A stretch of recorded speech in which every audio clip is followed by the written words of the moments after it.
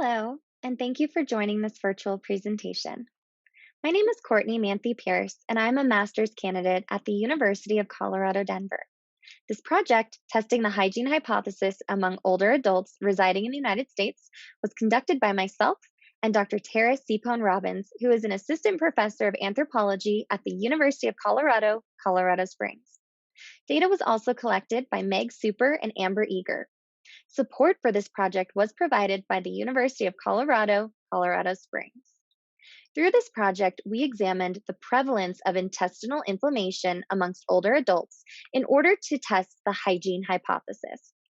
The hygiene hypothesis assumes that reduced exposure to immune priming pathogens is responsible for an increased prevalence of inflammatory disorders in wealthy populations. The prevalence of inflammatory bowel disease is increasing in wealthy regions, suggesting a correlation between the environment and disease occurrence.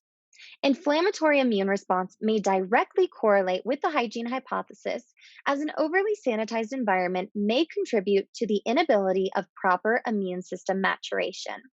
If the hygiene hypothesis is relevant to intestinal inflammation, then childhood upbringing in rural environments would likely lead to lower levels of intestinal inflammation in older adults. For this study, 85 older adults, 58 females, and 27 males aged 51 to 88 residing in Colorado Springs were sampled. Nearly every participant noted residing in other locations during childhood.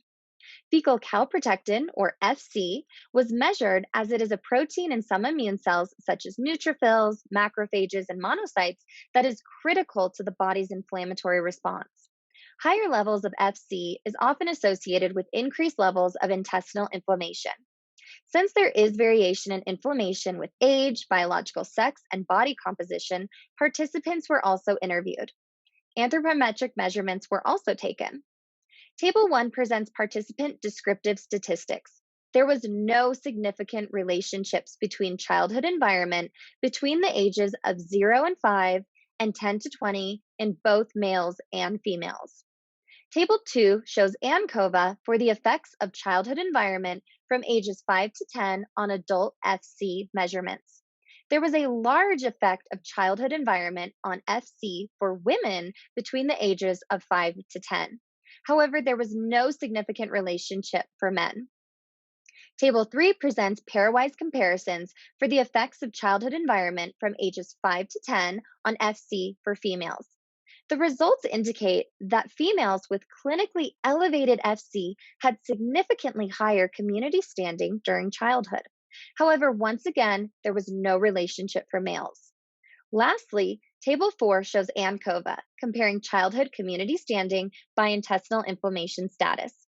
Analyses of these results finds mixed and sex-specific support for the hygiene hypothesis. Females raised in suburban environments between ages 5 to 10 possess significantly higher FC levels than those who were raised in rural or urban environments during this same period of development.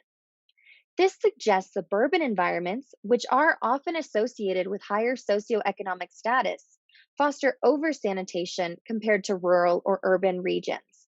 It is also possible that urban areas may increase exposures to pathogens due to population density. Based on these analyses, exposure may be most important for immune system development between ages 5 and 10. In males, body mass index was the largest contributor to elevated FC. It is possible that inflammatory responses may be driven by hormonal status in prepubescent populations. Other factors that may account for these sex differences also include lifestyle, nutritional status, and socioeconomic status. This concludes my presentation. Thank you.